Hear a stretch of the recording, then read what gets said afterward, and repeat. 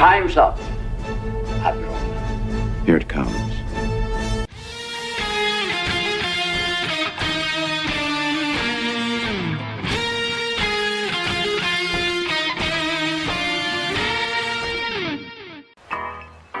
All kids out of the pool for Adult Swim. All kids out.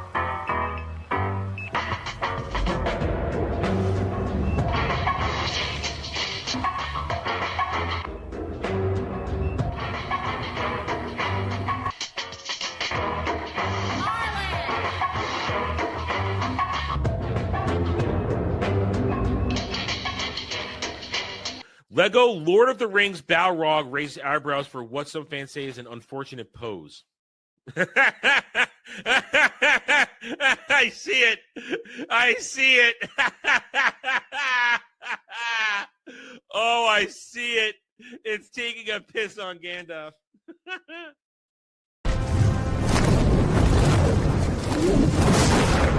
You shall not! And he says to her, listen, you got a fine white girl ass. Before you go, one question. Yes?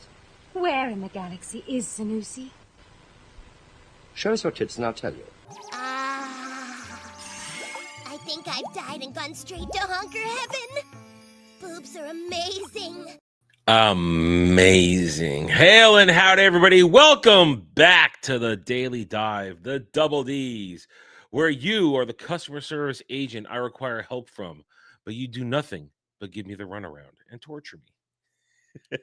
I came up with that one. I like that one. That was a good one. I hope everybody's having a good Wednesday. It is Warhammer Wednesday. I'm sure Kel has a nice NID video lined up for us. I even think I know which one it is. Came across my homepage yesterday, and I thought, that's the one he's going to send. I bet it is. We'll find out soon enough, I'm sure. Anyway, it's Wednesday. It's hump day. Hope you guys are doing all right. I'm doing okay. It's one of those things where I know I got enough sleep, enough that I'm not a zombie, but I still feel tired.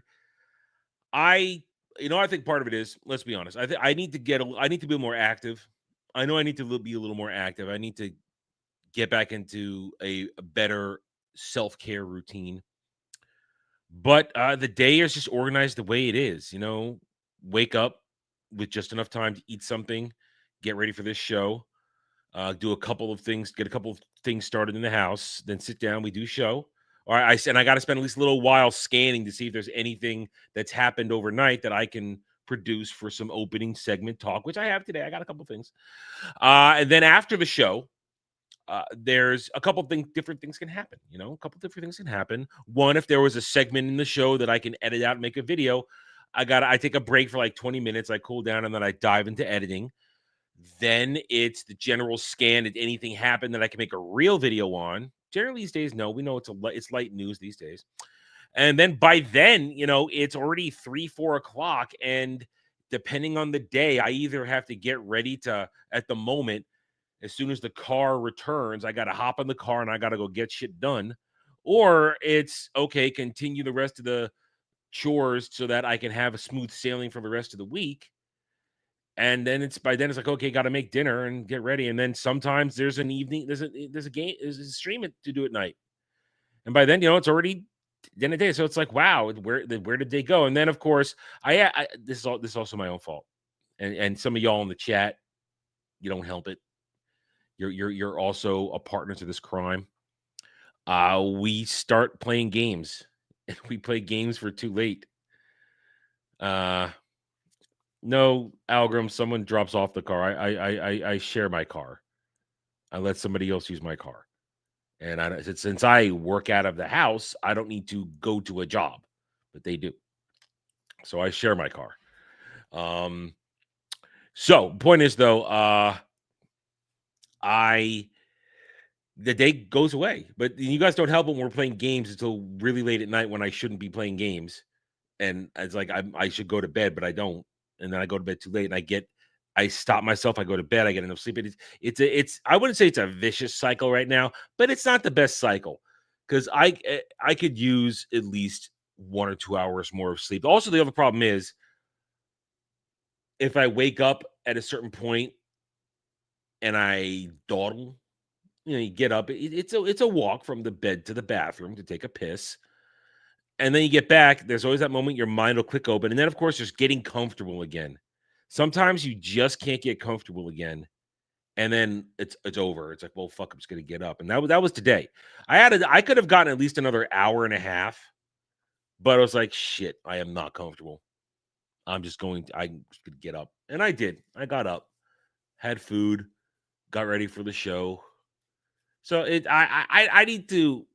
I need a better schedule for myself is what I need. And I know it. But it's a little difficult, especially because everything I'm doing, I'm trying to get out of here so I can get a better situation where things are better and easier to deal with rather than this cycle I live in where I live now. So anyway, but you guys can help that by hitting that like button and subscribing to the channel. I hope you guys are ready for some stuff. All right, I got a couple conversation points here. We'll start with. This came from my scannings of the morning. We got one thing that I just want to remark on, and another that is a lead-in. I'm planting the seeds for this Sunday's panel discussions. Let's see. I take everything seriously, Algram. I take everything seriously. Let's see. So they'll close your DMs. Why are my DMs popping open like that? Why does it do that? What is wrong with X? Anywho, I've got this and I got that. I want to wait a minute though. I still want to warm up. We're not ready to talk about this yet. We're not ready yet. I'm not feeling it yet. I want to do that. So let's see. What do I got here? All right, I do have my opening rant. We'll start with my opening rant instead. So I put out Monday, I talked about it and then repurposed that segment to talk about the fact that the propaganda machine surrounding James Gunn's Superman. They tried to tell us that the $125 million profit, theatrical profit, which is impossible. It's impossible. The movie didn't break even by Warner Discovery's own metrics. It didn't break even. Therefore, it can't make $125 million. Now, I cut out that segment. I put it up. It's gotten some good responses. The like to dislike ratio is very in my favor. And the comments are we got a lot of, yeah, you're right, dude. It's a positive. A lot of good comments. But then there's some retard comments in there. I decided to take a look at the comments yesterday. I hadn't done that yet. And the ones closest to the top, a couple of them blew my mind. And this is a seeding for some discussion for this weekend. One, apparently, what I don't understand is that the movie broke even at $500 million because Warner Discovery made a merchandising deal that accounted for $200 million, along with the fact that there's the good old, hey, we're making these deals where we're not spending money and we're getting money in return and all that kind of stuff. To which I replied, one, there is no receipt anywhere, no story, no report, no nothing of a $200 million merchandising deal with anybody from Warner Discovery and DC Studios. Nothing.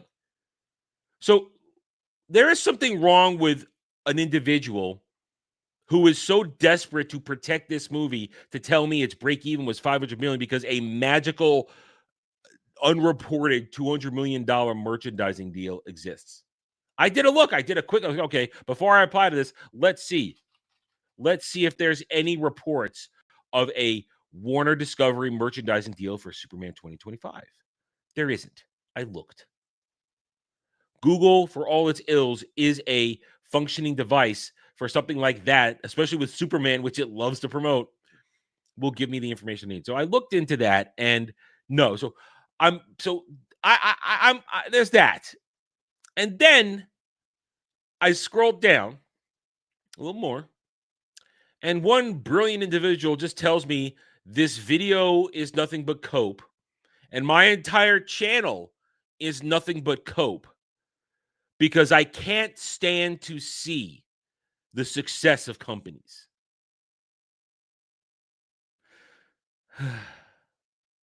There you have it, guys. My entire social media existence, which is essentially YouTube. I only dabble on X. My entire social media existence is cope, because I can't stand that the likes of DC Studios, Warner Discovery, Lucasfilm, Disney MCU, Paramount with Curse Check. I can't stand that any of these are successful. Now I'm just coping. Guys. I wonder if people understand the meanings of the words they say. To which I reply to this person, it's funny you say I'm exaggerating the words I said, but it's like basically it doesn't sound like I'm the one that's coping. Sounds like you are when you have to be triggered and commented some random YouTuber's video. I mean, who's the one coping here? It's not me.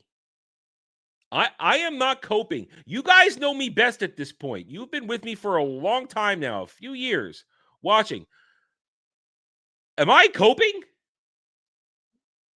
Am I coping?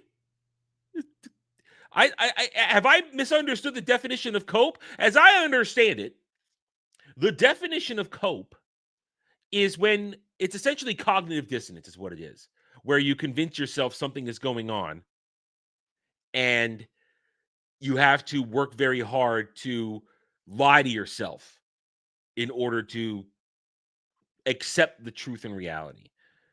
What you missed, Static, is that's apparently my latest video that it was a segment from this show on Monday, the $125 million profit for Superman. I'm being told that I'm just coping because I can't handle the success of companies like DC Studios and Warner Discovery. I just can't seem to handle that cope. And I can't handle it. And I'm coping. My entire channel, this entire channel is about coping. And I'm asking, have I misunderstood the definition of cope? Yes, I commented. I said that I did comment. I said basically they're the ones, they see more coping than I am if they were triggered by my video and had to come into my comments to tell me I'm coping. It's funny. And so I'm just trying to come to the reality, guys, I guess, that my existence is cope. My existence is cope. All I do is cope. I guess when I take the time with Jed every week to talk a movie, I'm just coping. I guess when Dermy and I once a month talk anime, I'm just coping. I guess when I decide to play video games for my and your entertainment, I'm just coping. I guess when I take some time to celebrate some good things, which I do, I make it a point to try and be positive on some good things I see, I'm just coping. So, yeah. Yeah, and when it comes, you're right. And these people don't bring their receipts to nothing. Don't bring anything. They just say a number and expect them to believe it. And especially with the marketing, at least when it came to Superman 2025, the marketing, I used, the receipt I had was a Hollywood Reporter article saying the marketing for Superman was 125, 150 to 200. They said it. I didn't pull that number out of my ass. I used the providing number. Most of the time, we're guessing that a marketing is a minimum 100 to 150. That's our usual guess. But we were given numbers, and then Warner Discovery, DCU Studios, came out and said, oh, our marketing is 100, which is a bold-faced lie. You guys saw the Superman marketing campaign. There's no way that was just $100 million. No. You know why it's not just $100 million? They bought time at the Super Bowl for a shitty mini trailer that probably cost them $50 million alone. That's how you know they're full of shit. That is how you know. That when they say our marketing campaign was just $100 million, you bought a Super Bowl moment. You bought a moment on Super Bowl. That's like $10 million for a second or some shit like that. Some crazy astronomical number for 30 seconds to a minute. Astronomical. So I don't want to hear $100 million marketing from Warner Discovery DC Studios. So I'm just coping. I have to believe these numbers when they're put out. And none of the shills that I challenged, the stands and the shills I challenged on X Twitter, none of them replied to me. None of them. They didn't. Listen, when I've been wrong, we have the ultimate moment where I was wrong. Avatar 2. Myself, Jed, and Dre. We walked out there confidently going, there's no way this movie makes this money. There's no way it does this, no way it does that. Because we, as people who are not buying into it, said, how can anybody go see this? I don't even remember the first movie. And boy, were we wrong. We had to eat crow for a month on that shit. And then I also had to eat crow when it came to Barbie. Dre nailed that one. I had to eat crow on Barbie because I didn't understand what was going on in front of me. So I get him wrong, and I say I'm wrong. But lately, I'm on a good streak lately. It's been good. I've been hitting them this summer, man. I called the July Rumble. Dinosaurs, Superman, and Fantastic Four. I called that. Got each one. Okay, I was a little off on how much Dinosaurs made, but I was still right, and they won. What I didn't understand was the amount of disenfranchisement people did have for the franchise overall. But apparently, they're getting another movie, which duh. So I'm getting that right, and I feel like I'm going to be right on everything else I'm calling at the moment. We broke down Avengers Doomsday. That shit is going to cost almost $1 billion by the time you're done with reshoots and cameos and all that shit. Its break even is going to be $2 billion, and it's not going to get there. It's not going to make money. But I'm coping. I'm just coping. My existence is cope. You know how we can deal with my existence of coping, guys? Very simple. You can give me money to make me feel better. That's right. You can give me $5 to order an Adam rant on anything. You could spend $10 to ask me a question, and we'll have a discussion, fun or silly or serious, doesn't matter. We've proven it goes well both ways. You could also spend $10 to rent me to play a video game, which I've proven I'll do, and I owe you guys Tom and Party Animals, and it'll be delivered. Listen, here's why I'm not here's why I know that I'm not shortchanging you on the Party Animals promise, because every time it happens, you're just going to put more time on it. So it's never going to end. I know how this is going to work. So you'll get it when it happens, and then you'll add more time on it. So I'm always going to have to play this fucking game whenever one of you guys wants to host a game on Saturday night and I have to show up. You could spend $15 to have me do a hot take reaction to an article that we go over on the news or one you may have discovered that you want me to react to. $20 rents me to react to a video, in which today is Warhammer Wednesday. Kel says it's time to kill one's enemies. One must understand the enemies, part 3. Another Tyranid lore video. And I bet I know which one it is. I bet I do. We'll find out a little bit later. And then for $30, you can get me to watch an episode of television or a movie. And then I'll do an on-stream live review for chat.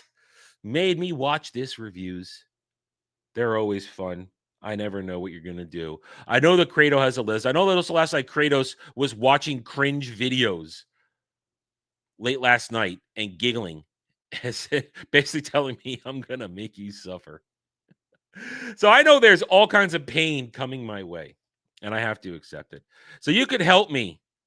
How much to make the cope your way through a video? $20. It's $20 to make me cope my way through a video. That's what it is. $20. Let's look at this real quick, though. Let's look at this. This one, I saw this in my journeys this morning, looking for something to look at, for talk to you guys about. I stopped on this. I normally do not talk about other YouTubers. I normally don't comment on these things, but I see this and I have to comment because every time I see this man's face, there's no soul behind Mr. Beast's eyes.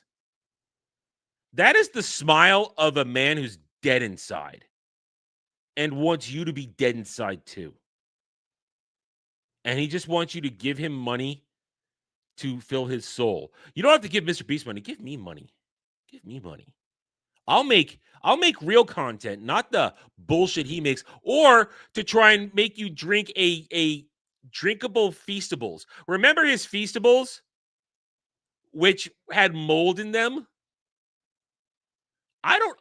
Can somebody please explain to me why this man exists the way he does? I don't know. I've never actually encountered anybody who actually watches his content. I haven't.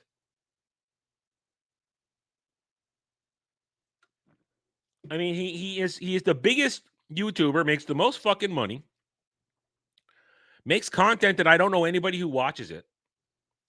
He has one failed thing after another. His deal with Amazon was a bust. This Feastables thing is disgusting.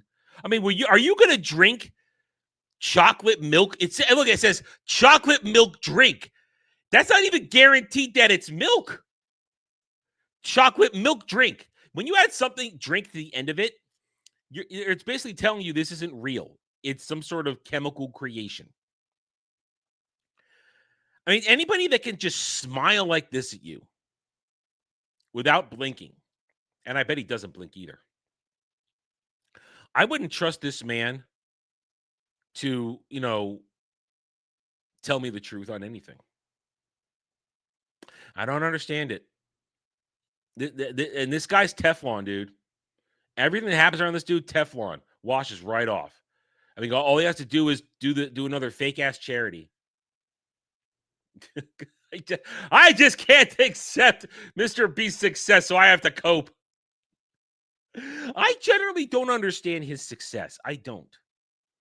I am honestly asking this. I don't understand. I mean, this dude doesn't actually create anything. He doesn't actually make anything. He just creates a concept and other people fill in the blanks. And I guess I hearken back to one time somebody did explain this and I was listening to it. They said what he did was he cracked part of the algorithm and he knew exactly what to do to get the algorithm to push his content. That's, I believe, what somebody said to me at one point. Nobody understands the algorithm, but at the time that he became Mr. Beast, he managed to crack the algorithm as to what would not only get the algorithm to push it, but would find that perfect brain dead audience to watch him. Brain rot. I don't know, Static. I don't really know the history of Mr. Beast. I don't know. I know a little bit. Ain't cool. Let's get purple drank. You got to call it drank. Asthmatic. It's got to be called drank. Got to be racist about it. So I look at this and I just go, geez, who the hell was buying this shit? Who the hell keeps watching this guy? He's at this point, nobody needs to watch him anymore. He has enough money that he has invested his money and it makes money. His money makes money at this point. He doesn't need to be successful content creator anymore. But I will never completely understand how a soulless being such as this, that is a dead man's smile right there. It's the same smile every time. At least, when you guys watch, I laugh and smile at times. There's always a slight difference. And there's actual emotion on my face. Look at this. Let's zoom in here and take a good look. Look at this right here. This is so fake. There's no emotion from the nose up. There's no emotion from the nose up. All the thought is here is I hate you and I hate the world. Give me your money. This man has no soul. He just does this to consume. No, I ain't putting that I ain't put myself in that kind of trouble. I'm not gonna market food. As good as I am, I gotta market food. There's as good food as I can make it. Yes, I have. Static. I've seen those pictures. He just is. Yeah. Listen, it's best if you're gonna get braces. It's best to get them when you're the teenager. That's when I got them. I mean, let's see here. Let's go. We'll full screen for a second here. See, I mean, my teeth are generally straight. I have a little bit of an overbite, and things have shifted ever so slightly because I wasn't really good about wearing my retainer. I wasn't really good about. Oh, no, that's not it. I wasn't really good about wearing. Oh, god damn it. I wasn't really good about wearing my retainer afterwards. So there's been a slight shift, but my teeth are generally straight. And I had to have braces because my incisors were going sideways inside my gum. So they had to do a thing where it pulled them out and made them straight. So I had serious dental work, surgery and everything to make sure my teeth came in normal because I was fucked up. Literally both incisors were going sideways in my gums. Yeah, he has a girlfriend now, Grum. He has a girlfriend. And I'm sure she loves him for his soul. I'm sure he loves her for his soul. I'm not going to read that. I'll just put it up there. But yeah, you want to get braces when you're young. But if you're this dude, I mean, there are ways to do dental work without, the hardcore stuff. But still, I see this dude and I don't understand. And all right, you think we could make Dermy drink this stuff? You think we could make Dermy drink this?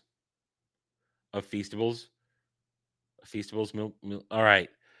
I think I found our next Dermy chat goal, super chat goal this Friday. This Friday. If we reach a certain tier, Dermy's got to drink a Mr. Beast Feastables chocolate milk drink. He has to do that. He has to risk it. Oh boy. Listen, he'll do it. We'll do it. I just don't trust it. You want to find the ingredients? All right, let's find the ingredients.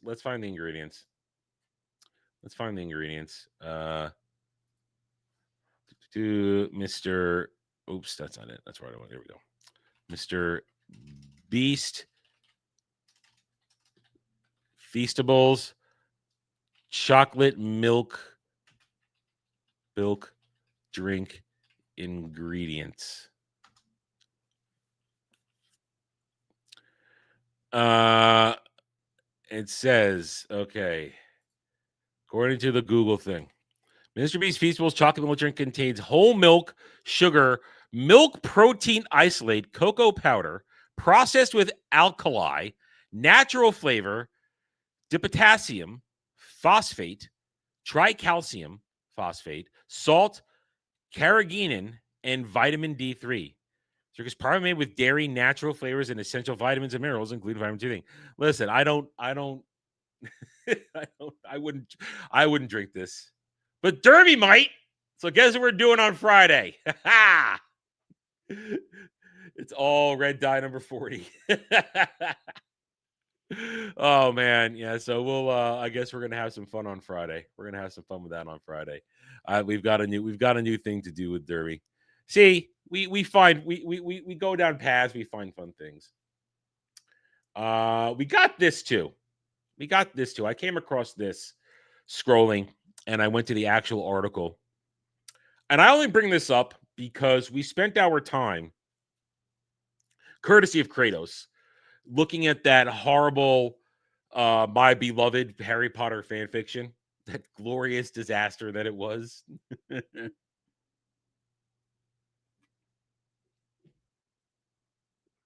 And I've commented repeatedly that the legacy publishing industry is dead. They only care about garbage because they drove out talented writers who were new and trying to break in, and they chose ideologically driven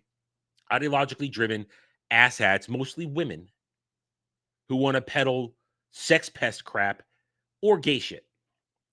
So it didn't surprise me at all this morning when I saw this story. Oh, God damn it. Wrong fucking browser. One of these days, maybe it'll fix itself. And my life will not be terrible. Anyway, so I saw this. And no, I'm not. No.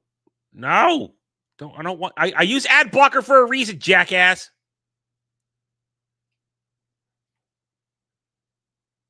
Motherfucker. Trying to do a segment here. Okay. So I was saying, I wasn't surprised at all to see this article that, load please, that big deal. Legendary pays 7 figures for Alchemized, book that began life as a Harry Potter fan fiction, where Draco essentially abuses Hermione and makes her his.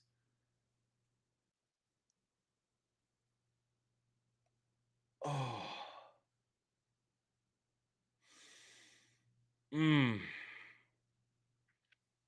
Sen Lin Lu. Novel, believed to be one of the biggest history of new books movie rights, not adjusted for inflation. Oh, fuck you. No thanks. So if it's 7-figure deal, Ledger has bought the movie rights to Alchemize, an upcoming dark fantasy by author Sen Lin Yu. So this trash person, this trash fanfic writer, starts a book about Draco Malfoy abusing Hermione. This is what was my understanding, abusing Hermione. And it turns into a dysfunctional romance. And then turned into typical Alchemized, and they buy the movie rights for this. This is why everything sucks. This is a prime example of why everything sucks. These are the people that are getting creative deals in entertainment. Trash fanfic writers. Now, I'm not saying I want a movie deal or anything. Frankly, all I want to do is write my books and sell them to you guys. That's all I want to do. I don't care if they ever get transformed into another form of media. That's not my plan. My goal is to write books and deliver books, literature, reading entertainment. That's my idea. I don't care about that. But I see this, and it poisons my soul. That hacks like this get pushed forward. It'll get made.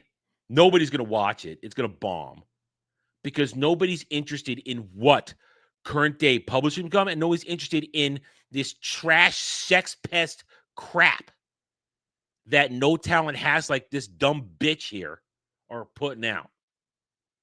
There's a reason men don't read books anymore in the science fiction fantasy genre, because they're not making books for men or for all people.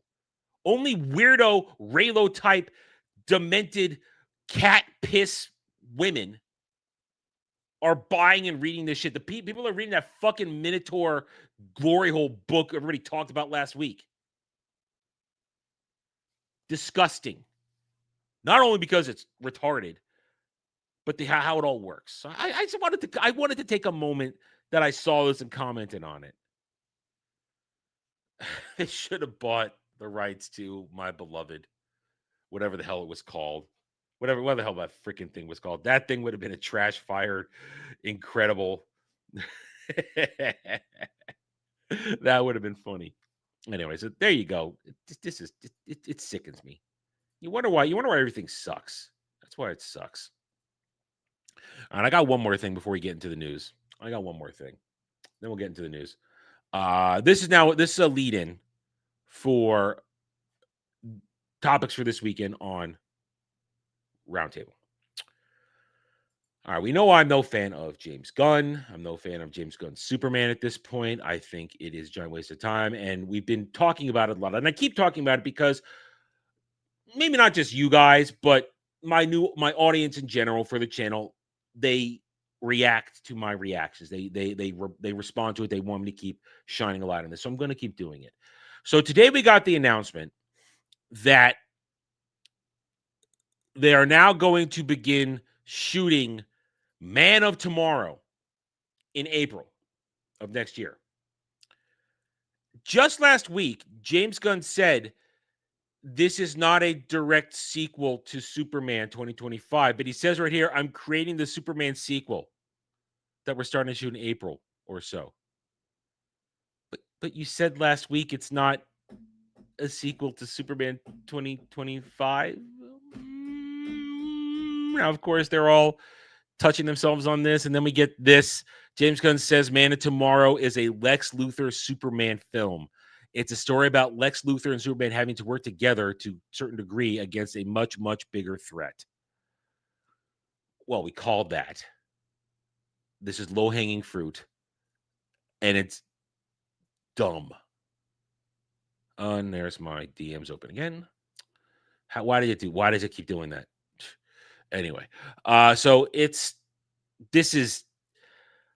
I'm not going to go much into this right now. I'm just showing you that the propaganda machine keeps rolling. James Gunn doesn't stop talking to Howard Stern, of all people. Howard Stern doesn't move the needle. So I just bring this up, and we're going to have a discussion this week. I'm going to ask a question. Is Superman 2025 the most protected movie ever?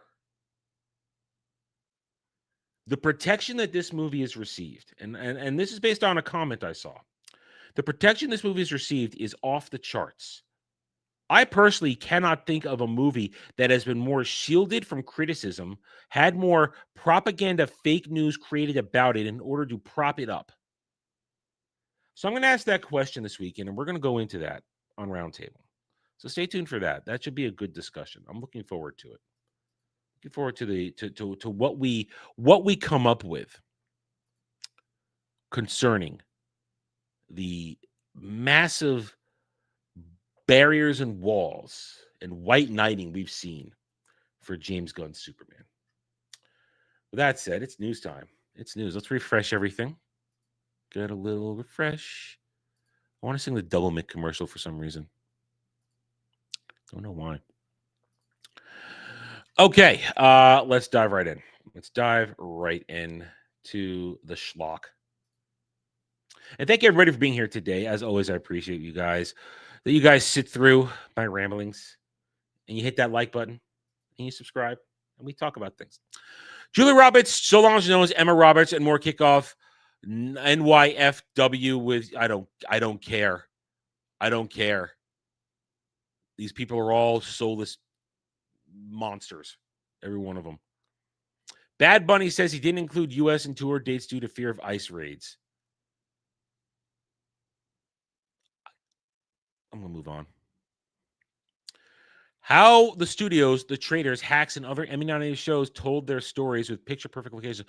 So apparently the Emmys were not this weekend. The Emmys, those are the categories that aren't going to be shown. So all the jackasses going, oh my God, and or one of these things. These are the things that are so boring and worthless. They can't even televise it on the boring and worthless Emmys show. The Emmys are this weekend or this week, apparently. So there you go. I got that one wrong. Power Origins cast Spence Moore and Charlie Mann as Ghost and Tommy in Star's prequel. I've always heard of this show. I have no idea what the fuck this show is about. What the fuck is Power? I know it exists mainly because particular site I used to scroll for letting me know when episodes were available. It used to be up there. I'm like, what the hell is this show? I don't even know what this show is. And I see the word prequel. You just lost all my interest completely. French Oscar shortlist includes, I don't care about your French Oscar. David Letterman, Angry Old Man. brings together his NBC and CBS legacies by adding 1,800 late-night episodes to his Samsung TV Plus channel. Why would I want to go back and watch old David Letterman? Why would I want to do that? Why would anybody want to do that? Overcompensating for season 2 at Amazon. What is overcompensating? Can somebody tell me what overcompensating is? I don't know. Warner Discovery CEO David the Zaz Zaslav and why HBO Max isn't pushing password sharing crackdown yet.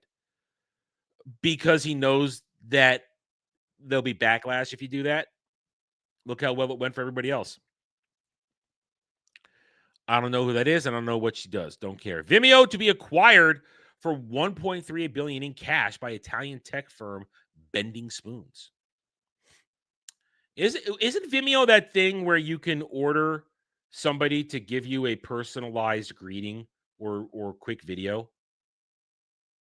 Is that what that is? Or am I confusing that with something else? Somebody tell me. I need to be told. Let's move on. Charles Melton and Lucy Liu to head Laika and Higher Ground's live-action film Audition with Lulu Wang on board to direct. That's Cameo. Oh, okay, that's Cameo. Now, what the fuck is Vimeo? What the fuck is Vimeo then? Some streaming something? I don't know.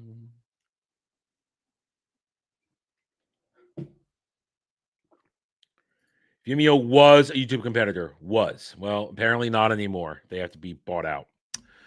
Fox News sets new weekend hour for, I don't care what Fox News is doing. They betrayed us a long time ago, and I don't watch them anymore.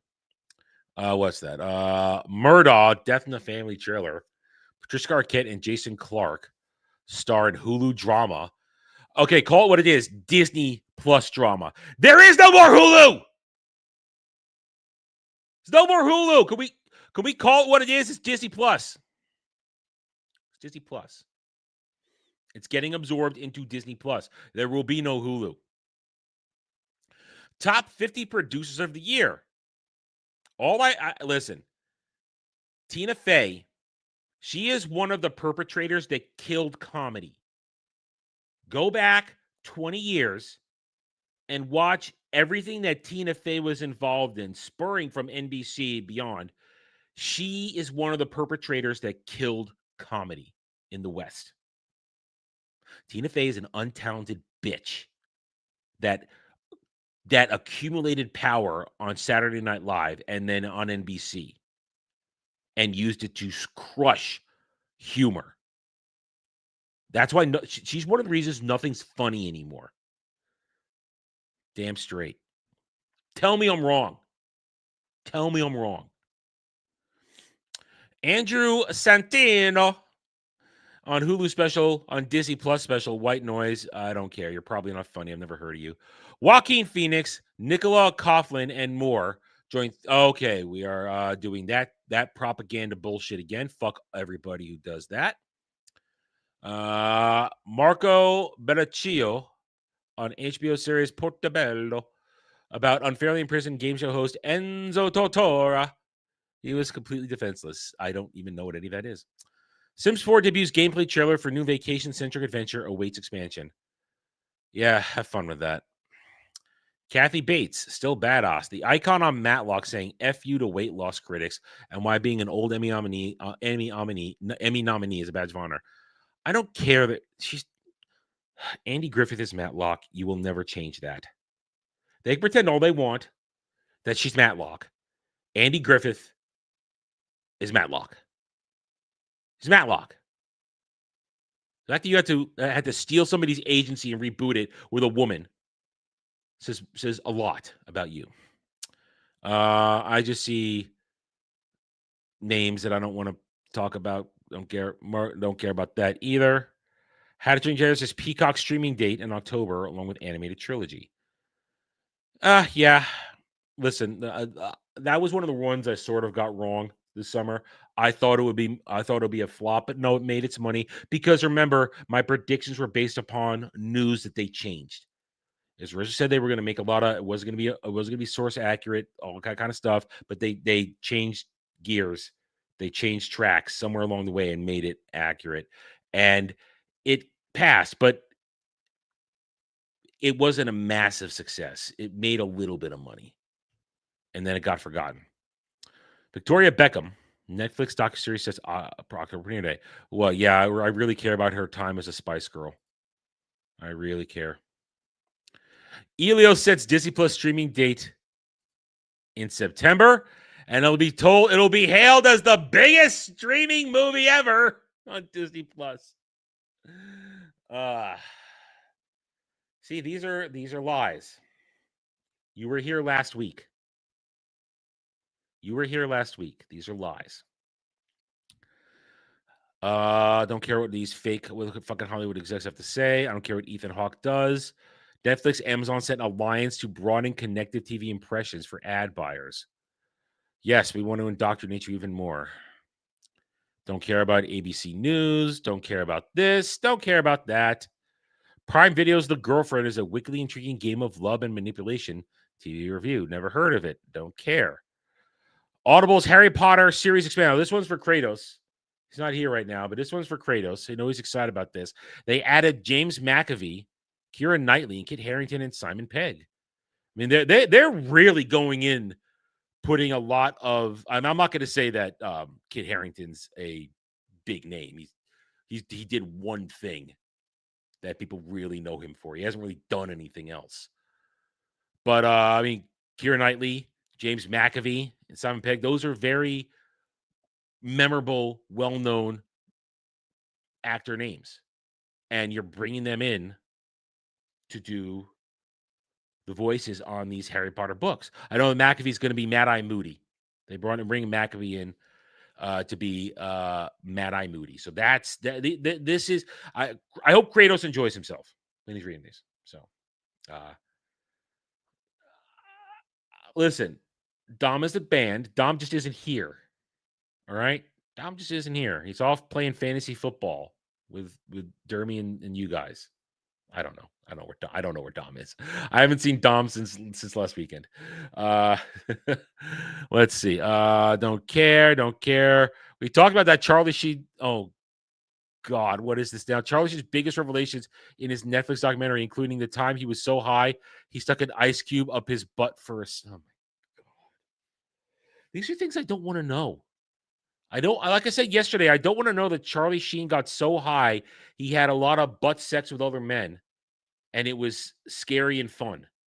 I don't want to know this. I don't want to know any of this. Don't. The Rip trailer, Matt Damon and Ben Affleck team up in Netflix cop thriller. Well, I'm not interested. Not interested at all. Let's see. Spotify finally launches HD lossless audio for premium subscribers. I use Spotify twice.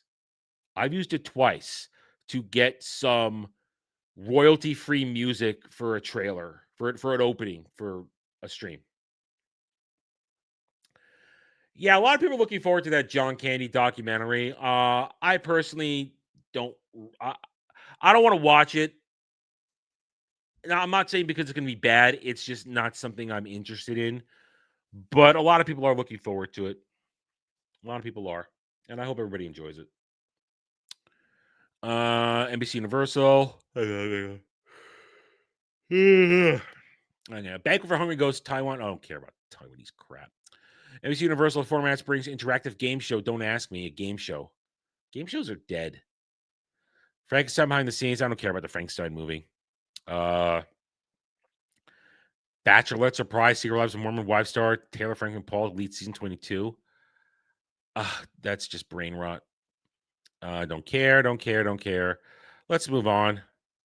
Let's go to the IGN and their bullshit.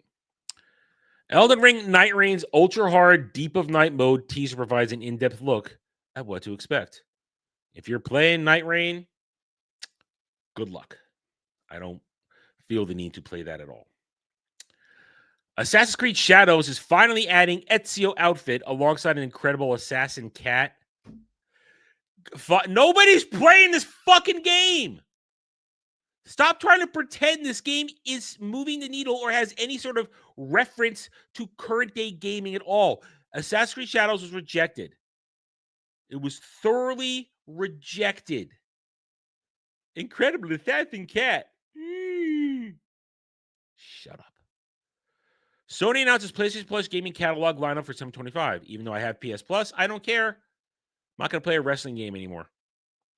Harry Potter audiobook cast. We already talked about that. This is this cast just keeps getting bigger and bigger with famous names. That means they're putting a lot of effort into it. That's good. Yes. Yes. Yes. Oh, you want to play that game with me? You want to play that game with me? Fine. Fine. I'm going to now destroy Ariel's statement in a single brilliant move. And break out my favorite John Candy movie. My favorite John Candy movie that I own. Okay? I'm going to break it out. And, I hate John Candy, but I own Uncle Buck. I hate John Candy, but I own Uncle Buck. Lies and slander. Lies and slander. Lies and slander. Assassin's Creed Shadows. More Assassin's Creed Shadows shit here. What is this? Wrap up key storylines in its Claws of Awaji expansion. Nobody cares. Nobody cares. Nobody cares about your expansion. Okay, so Friday there's a Nintendo Direct. It'll be happening before this show, so I guess if anything interesting happens, I will comment on it or make fun of it. We'll see. No. Uncle Buck is greater than Planes, Trains, and Automobiles. Uncle Buck is a better movie. So is Great Outdoors. Great Outdoors is a better movie than Planes, Trains, and Automobiles. Better movie. Top-down twin stick co-op shooter Sunderbound announced. Okay. Oh yes, Brad told me this last night in DMs. Apparently they're dropping Doctor Who Easter eggs in Star Trek Strange New Worlds. Go fuck yourself. Go fuck yourself. I traveled with a time-traveling doctor. Shut up. Just shut up and burn. You don't hate Kurtzman Trek enough. You don't. You don't. I mean, it would be glorious if goddamn fucking Ncuti Gatwa just rolled out in that stupid show. It would be funny. You could say that, but you're wrong, Algrim. You could say that, but you're wrong. So yeah, fuck Kurtzman Trek. Fuck it. Fuck New Who. Current day New Who. Shooty Who. Fuck it all. Ghost to take dev jokes. GTA 6 delay sparked multi-month hangover at Sucker Punch. Listen, I wouldn't joke about anything. Your game is not a guaranteed success. Treyarch confirms some Black Ops skins will carry forward to Black Ops 7. What happened to no skins? Wow, they backtracked on that real fast, didn't they? We're going to take it seriously. Here comes skins. Hideo Kojima offers a glimpse into future projects beyond the Strand live streaming partnership with IGN. I don't really care what Kojima's doing. I just don't. Borderlands hype. We talked about that yesterday. Don't care. It's about to come out. Don't care.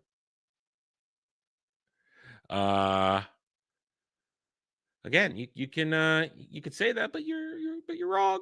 You're wrong. Twister star Glenn Powell says Chris Pratt's role in Guardians of the Galaxy helped change Hollywood leading men, helped his own career. Gotta talk about being humor, bringing humor to serious moments. Anyway, and then that's all yesterday stuff. Okay, Park Place. YouTube dethrones Disney, NBC, Paramount, Fox, and Warner Brothers, America's true TV king. Massive media views win. All right, listen, I understand that Gary is the top dog in our sphere, but Park Place, don't suck his dick. Put up actual, we're talking multi-million channels that are what people are watching on YouTube. Gary's the big fish in our pond, but he's a small fish in the larger YouTube pond. But this is one of the reasons I have issues with Park Place in general. It's notice me senpai bullshit. I really do not respect notice me senpai bullshit. Just don't. Just stop.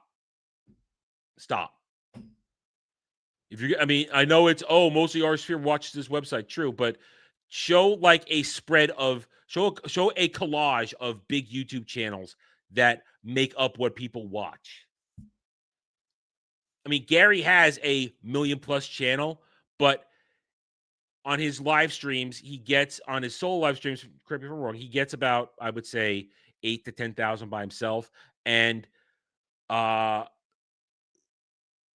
Night Tights only averages now between 11 and 14,000. Yes, of course, Adam, what are you talking about? It's a lot. Yes, but they're down from their heights of 18, 19,000 from years ago. So I'm just saying, don't suck Gary's dick. Don't do Notice Me Senpai because you want him to use your content when he makes a video or does a live stream. I mean, I'm not going to suck Park Place's dick so they promote me. I could give two shits. I hate Notice Me Senpai behavior. I really do. Jimmy Kill comments on, but all right, that aside, this is true. YouTube is king. You are going to be king when you have a platform that has thousands upon thousands of television channels that people can watch for free. You're going to win. You're going to win. And that's the way it is. Now, we wish YouTube was a little bit of a better partner at times. They could be better. The algorithm is not as it doesn't promote or work with smaller channels as good as it used to in the past. They're very manipulative. They are trying to force people to watch shit. YouTube is not the best partner, but it's all we got. It's all we got. And there's a reason it's king, though. So, Jimmy Kimmel comments on defending democracy against Trump at Emmys. Yeah, that'll be great. Conjuring Last Rites. Yeah, that's yesterday. That's yesterday. No, it's today, actually. They talked about it yesterday, though. Mother Nature. Yeah, this is stuff from yesterday. So that's kind of it. It's kind of it. Nothing else here. Nothing else here. Well, that's the news. I'm sticking to it. That's the news, and I'm sticking to it. Let's see. Listen. If we were in this situation, I guarantee you'd be the physical harassing type. That would be Notice Me Senpai. You'd be assaulting me. I know you would. You'd be assaulting me. And I'd be that anime male protagonist that runs for his life. Because I know that you're gonna I know that if I let you capture me, it's gonna go one or two ways. It's gonna be interesting or it's gonna be a nightmare fuel. I know it's gonna go one or two ways, and I'm not confident enough that I know which way it's gonna go. So I'm gonna run.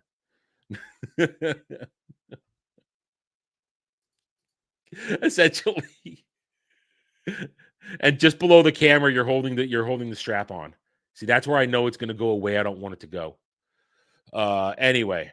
All right. It is Warhammer Wednesday, which means Kel has a video for us. To know one's enemies. We are going to continue our Tyranid lore exploration. So let's get to the messages. Here we go. Click. Load. Yes, I knew it was going to be this one. I knew it. This one came across my feed yesterday. I thought, this is the one Kel's going to send me tomorrow. I know it. All right, so we are back with more Arbiter Ian for our continued learnings on Tyranid and the Tyrannic Wars with the third Tyrannic War. We're back with Leviathan.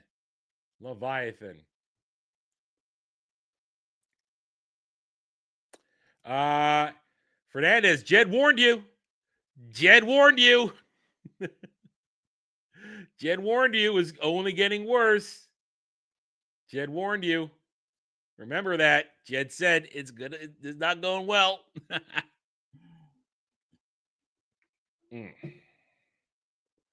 Well, we are going to the total. I don't like the Total War games.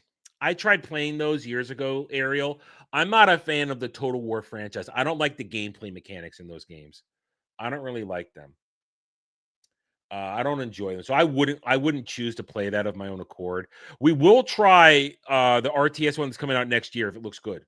We are looking at trying that one because it has co-op, it has multiplayer, stuff like that. So we might try that one next year.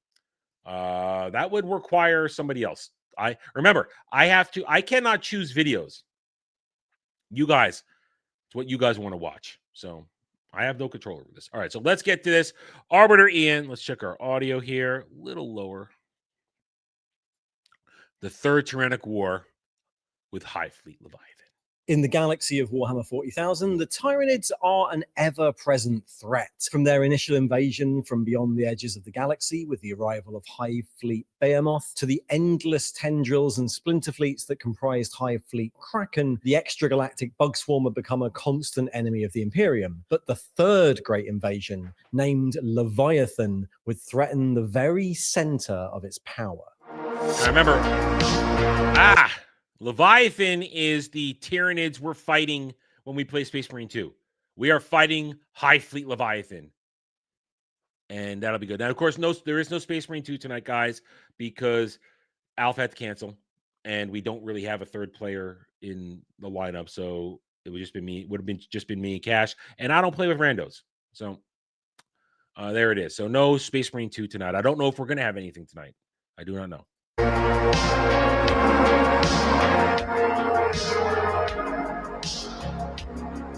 The Imperium's first and second Tyrannic wars against the Hive fleets of Behemoth and then Kraken were separated by 250 years, during which the authorities of the Imperium had grown complacent, chalking Behemoth up to just another short-lived Xenos invasion put down by the mighty armies of the Emperor. With the arrival of Kraken in the early 990s M41 and its shattering into hundreds of separate tendrils and splinter fleets after the Battle of Icar 4 in 993, the Imperium started to realize that it would never be free of the Tyranid menace, that the bioships and Hive fleets would continue to arrive, but they never realized that the next major assault would come so quickly or be so powerful. Again, other smaller Hive fleets have been spotted in the intervening years. In 995, Hive Fleet Jormungandr had developed Imperial systems on the eastern fringe, but rather than charging headlong, it fired endless small asteroids loaded with bioforms into the nearby planets, slowly seeding its organisms and overtaking them one at a time. The Imperial Navy was forced to ally with smaller Xenos empires to force it back. Jormungandr was evidence that the Great Hive Mind was evolving its strategy, but in 997, an even more worrying development occurred. Various worlds across the galactic south, but otherwise scattered far apart from each other, started to drop out of contact. Recognizing the telltale signs of a potential Tyranid attack, the now Lord Inquisitor Cryptman, the same that had discovered the Tyranids centuries earlier, enacted a great census. He burned out hundreds of astropaths in an expendable resources. Attempt to contact every Imperial system that lay on the edge of the intergalactic void and ascertain if they were lost or under attack, and what he found was worrying. A new Hive fleet had already begun its assault on the Imperium, but rather than enter the galactic plane from the east as Behemoth and Kraken had, this one was attacking from underneath. Now, this is fascinating to me as I've thought about this. We're talking about, at this point, I'm going to assume, at this point in the lore, we have no idea what transgalactic source the NIDs are coming from. We don't know, do we? We don't know that, do we?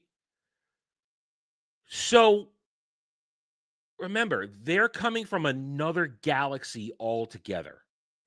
The Hive Mind, whatever the source of the Hive Mind is, has sent out wherever it's, whatever giant mass it is, wherever it's sitting, do you realize the travel effort it takes? Because let's go back one here. Let's go back to this right. Let's go back to this right here. No, the bigger one. I want the bigger one actually. Hold on. We'll go back. Where we're right here, 237. I want to go back to here. Let's go back to look at the galaxy map. This is where it started with Behemoth, and then Kraken, and then we just talked about how you got the little bits of Jormungandr. And we haven't talked about Moloch, and we haven't talked about Gorgon, and we haven't talked about Hydra yet. And now we're talking about the biggest one in this moment in time, Leviathan. You would think that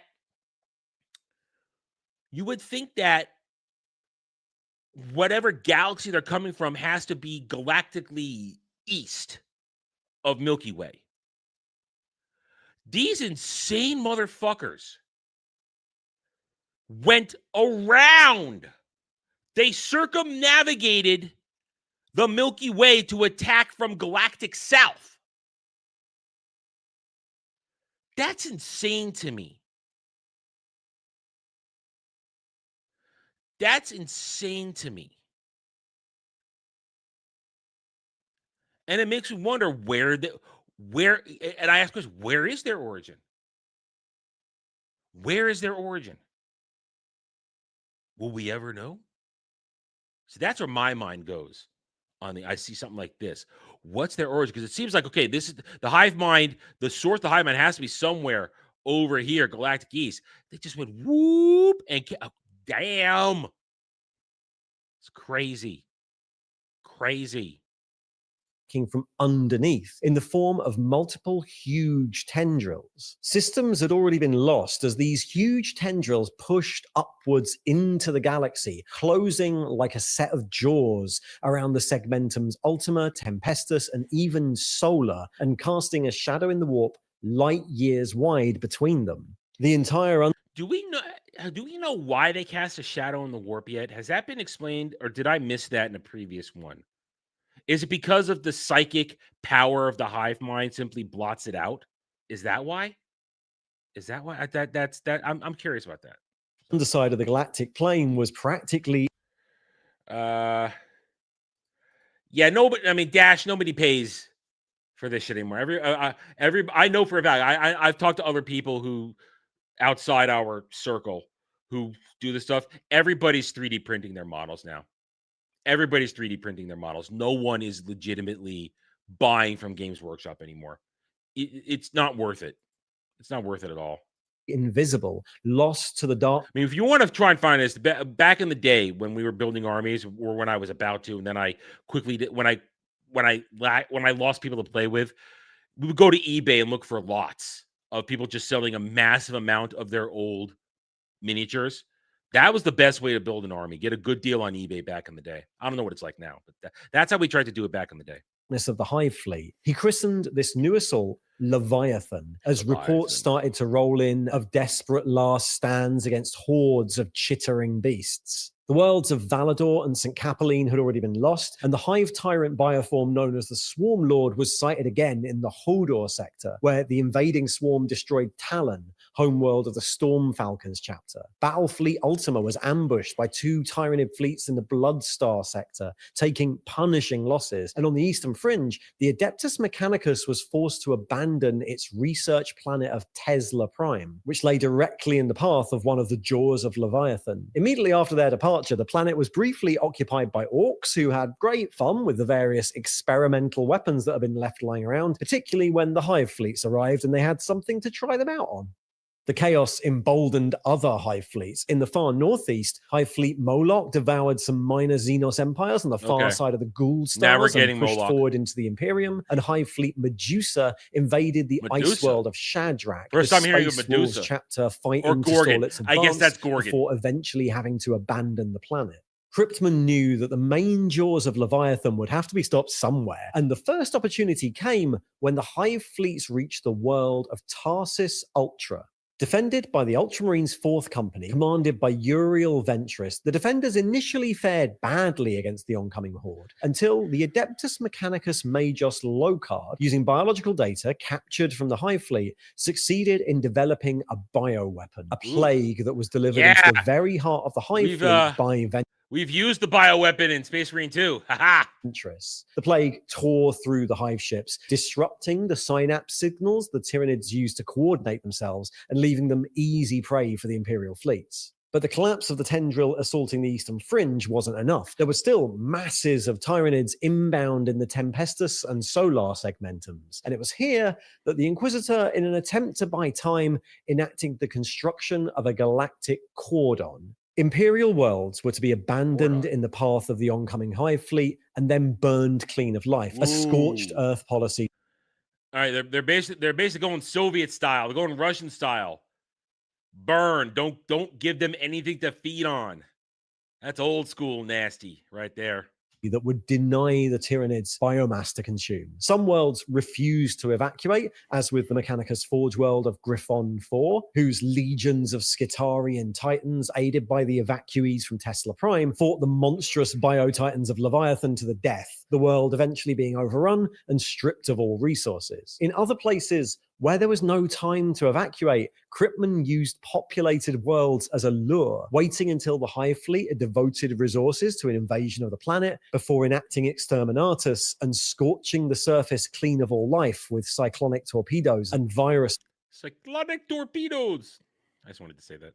Bombs. The plan worked. The main tendrils of Leviathan were slowed, but with these decisions, Krypton had condemned billions of souls to extermination. I mean, the Empire is not good. It's horrible what they do in order to any means to a victory. That's the thing. Any means to a victory. Something that remained the single largest. No, they're not. No, Ariel. The Yuuzhan Vong and the Nids are they're completely different. The Yuuzhan Vong are individuals. The Tyranids are a hive mind. Tyranids are like Zerg, if that's a good way to make you understand. They have a hive mind. They operate from a central thought. They're all connected. They need to be governed by a hive mind. They can't act individually. Yuuzhan Vong are individual species. They have souls, personalities, hopes, dreams, desires. The only comparison is that Vong biotech is, I guess you could say, they both use biotech to create their technology and stuff. Species 2847 and Kel can go deeper into this for me. They're not a hive mind either. They are individuals. So, act of genocide inflicted on the Imperium by its own forces since the Horus Heresy. He was pulled up in front of a court of his peers, outraged by the abandonment of so many worlds to the enemy, and eventually Krypton was issued a Carter Extremis, stripped of his rank and title and forced into exile. But the former Inquisitor still had allies and had one more plan to put in motion. Inspired by the events at Tarsis Ultra and aided by the Space Marines of the Death Watch, Krypton succeeded in capturing a live gene stealer brood on the world of Carpathia and lodged them aboard the Space Hulk Perdition's Flame. Then, by destroying the moon of Geist, he redirected the Space Hulk into the nearby Orc-held Octarius sector. Sure enough, one of the tendrils of Leviathan was redirected. Apparently intergalactic expanse, so that's destroying entire worlds and not in the stack. It seems a minor. Yeah, you gotta wonder.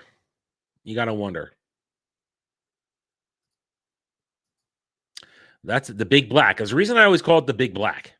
It's a lot of distance between galaxies. Even though, one day, trillions of years from now, our galaxy is going to collide with another galaxy. Yeah.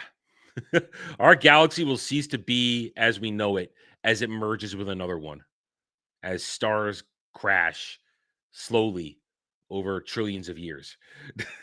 And it crashed into the Octarius sector Orok, easily overwhelming the defenders. Dozens of worlds were soon swarming with Tyranids in a war that became a meat grinder, both the Orcs and the Tyranids throwing more and more of their forces into the colossal scrap. At Gorala, the pirate king of the Scar fleet, Scarfang, fought swarms of bioships in the void until when one broke through and ceded Gorala itself, the Orc fleet decamped to the surface for a proper fight. The war on... I love that. A proper fight. No more of this space shit. We're going to get on the ground and we're going to smash him. Yeah! Gorala ground on for months as the conflict shifted from first guerrilla warfare to then mass battles until eventually the hive mind generated and deployed lictors key to the elimination of Scarfang himself. Lictors. When they finally succeeded, the Orcs of Gorala fell to infighting and were easy prey for animosity. I find that so perfect. They have this, they have a fight they want. It's a nasty, drag out, open warfare fight, and the Orcs fall to animosity. I love it. How can you get rid of animosity? Only this is what you get, and this is why it's glorious. The Orcs were standing on their own. They were standing up to it, and they fall because of an animosity infighting. I love it. Drill now bolstered by Orc biomass. Kryptman's gambit had been intended to weaken both parties, but what emerged was a tendril of Leviathan stronger than any other, slowly spreading through the rest of the Octarius sector. Finally, as Leviathan continued its inevitable rise up through the galactic plane, the largest tendrils ever recorded converged in the red scar surrounding the Blood Angels' chapter planet of Baal. The Cryptus system, a system of fortified shield worlds that guarded the approach to Baal, fell first, overwhelmed by the sheer numbers at play. Dante, chapter master of the Blood Angels, knew the chapter couldn't stand alone, but put out a call to the ancient successor chapters of the Blood Angels Legion. When the Tyranid fleet arrived at Baal, they found it defended not only by ships of the Blood Angels, but of the Flesh Tearers, Angels in Carmine, Blood Drinkers, Carmine Blades, and even renegade chapters like the Knights of Blood. The void erupted in a storm of fire as the Hive fleet plowed into the defenders, overwhelming each Imperial ship in turn as they fought their way onto the surface. War broke out across Baal as a carpet of bioorganisms threw themselves against the Blood Angels' defenses, the primogenitors and their successors fighting back to back. The Swarm Lord appeared yet again, directing waves of Tyranids against the defenders. Over the course of a few weeks, 19 separate waves were repelled, 5 chapter masters of those successor chapters falling to the Endless Horde. Man. It still wasn't enough. Baal was on the brink when it was saved by a different sort of calamity. Chaos?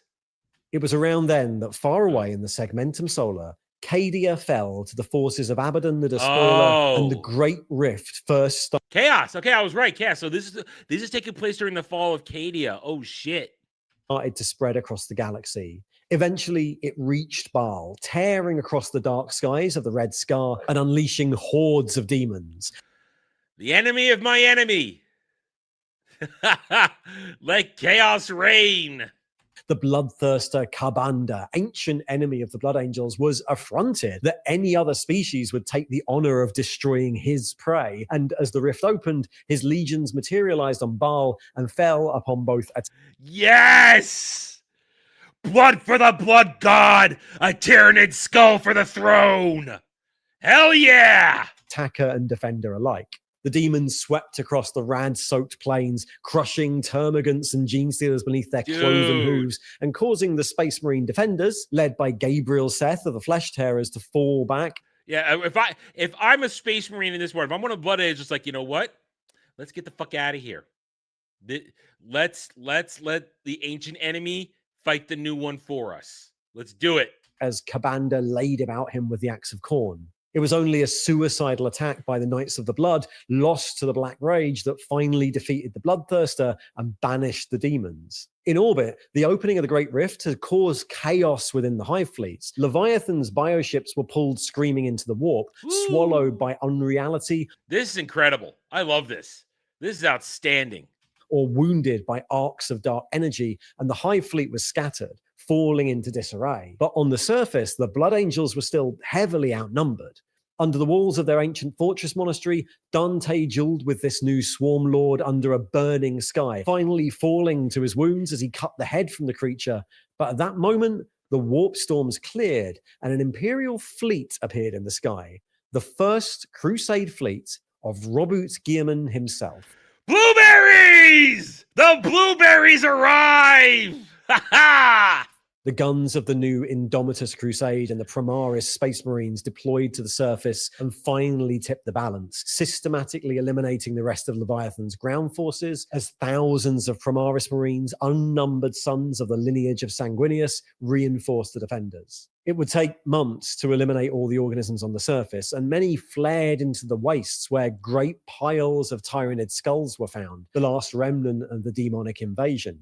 But for now, the main tendrils of Leviathan had been defeated. Of course, as with all the incursions of the Hive fleets, that wasn't the end of the story. Leviathan had attacked across a front far larger than anything before, and while the main momentum of the assault had been halted at Tarsis, Octarius, and Baal, the Tyranids of Leviathan were still present across the galaxy in thousands of shattered fleets. Elements of Leviathan engaged the Red Corsairs in the heart of the Maelstrom, consumed the agri-world of Gorgo, and reached out from Octarius to overwhelm Bloodfall, homeworld of the Red Wolves chapter, with huge biotitans that it evolved during its battles against the Orcs. Look at that thing. Look at that thing. That's like Eldritch nightmare nightmare field right there. The Third Tyrannic War might have ended with the emergence of the Great Rift, but the Imperium still had plenty of fires to put out across its domains, and as it turned out, the incursions of Hive Fleet Leviathan were far from over. And that brings us kind of up to date until the release of Warhammer 40k's 10th edition and the inevitable eruption of the 4th Tyrannic War. Thanks for watching. And I guess we're doing 4th Tyrannic War next week. Damn. Dude, that all right. I gotta say, out of all the Tyrannic War, the other ones we've talked about now, that was the coolest one. I like that. That is the most entertaining of the stories right there. The 4th Tyrannic War, to me, looking at there, that literally embodies Warhammer 40k. Space Marines, the Blood Angels, fighting for their lives, and then Cadia falls, which is what's going on over there. Cadia falls, the Great Rift happens, and then chaos just emerges, and all sides are fighting. And then, of course, the blueberries arrive with the new Indominus Crusade, which we got lore for last month. Then you get that. Here come the blueberries to back them up. That's just great. Yet there was even an orc story there. Orcs, like, yeah, we got a good fight here, but then we're gonna fuck it up by fighting amongst ourselves because animosity. This little bit of lore here, the 4th Tyrannic War encompasses everything that's fun about this lore. It had everything in it. That was great. That's fun. That was great. I wonder now what's going to happen with the 4th Tyrannic War. I don't know because I wait to be told these things. I like to be surprised. All right, thank you, Cal. That was a good one. Let's see, we got anything else here on the docket? No, we don't. I've talked. You've talked. The video is talked. I guess we're done. I guess we're finished for the day. So let's wrap it up. Let's have some final comments, and I'll be on my way. Okay, what do we got today? Normally, we would play some Space Marine 2 tonight, but as I said a little bit ago at the start of this segment, Alf had to cancel, so there is no Space Marine 2 live stream tonight. I don't know if I'm going to stream tonight. I don't know. I have no idea.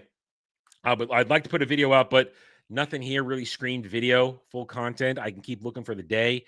In about a couple hours from now, I got to harken out and venture out to do some errands because tomorrow my car has to go in to get its turn signals fixed. Like the 3rd time this year that shit hasn't stopped working, or 3rd time in the past year. So that's tomorrow. We'll make tomorrow a little bit interesting. And tonight, I don't know what we're gonna do. Might not do anything. I might just chill out. I play now. I can't have a late night. I gotta. So when we're playing 14 later tonight, I will not be up until like 1 or 2 in the morning. I've got to try and turn in relatively early and try and get a relatively normal person's night's sleep, because I got to get up in the morning and get my car over to the guys at 9 a.m. my time. So We'll see what happens tomorrow, Thursday. Tomorrow, Thursday, I will endeavor to do a solo game stream. I know I didn't do one on Tuesday because a few different reasons last night. Chief among them, I kind of ran out of time, a couple different reasons.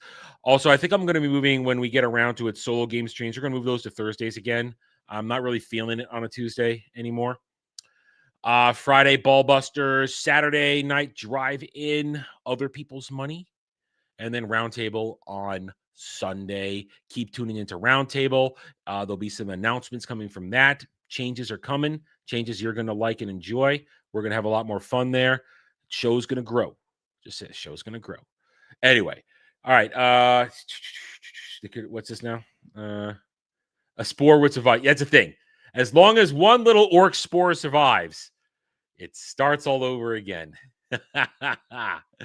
Anyway. All right, guys, we're going to wrap it up. Thank you, everybody, for joining me this afternoon. I hope you had a good time. Best way to show it, besides giving me money, I like money, is to subscribe to the channel. It's also to leave comments, hit the like button, share out the stream, share out the channel. Let's keep growing. We got a lot of great stuff coming up. I'm really hoping when these final months of the year, we manage to break through the invisible wall of the algorithm is put around me and really get some traction so that we can take the channel as a whole to the next level. And I can bring you guys so much more. There's so much more I want to do. So much more. And we're not just talking about me getting around to finishing and getting started with the tabletop stream. I'm talking other things. There's so much I want to do, including books, ideas, entertainment, because you guys are here to be entertained, and I'm here to entertain you. So keep subscribing, guys. Keep commenting, keep liking, keep watching the videos. That's the goal, Ariel. Channel successful, I can get the hell out of here. Channel successful, when channel all by itself can pay rent and bills. Right now I can pay some bills with the channel. When channel can pay rent and bills all on its own, that's success.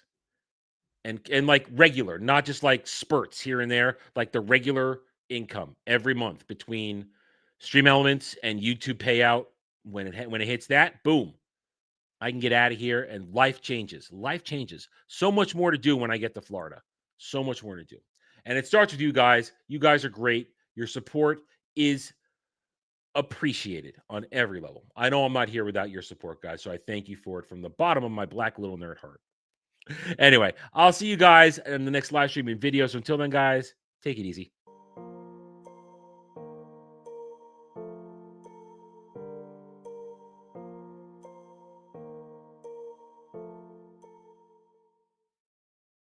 Oh, wow. Still going there. There we go. Come on. I better not be still live doing this. There we go.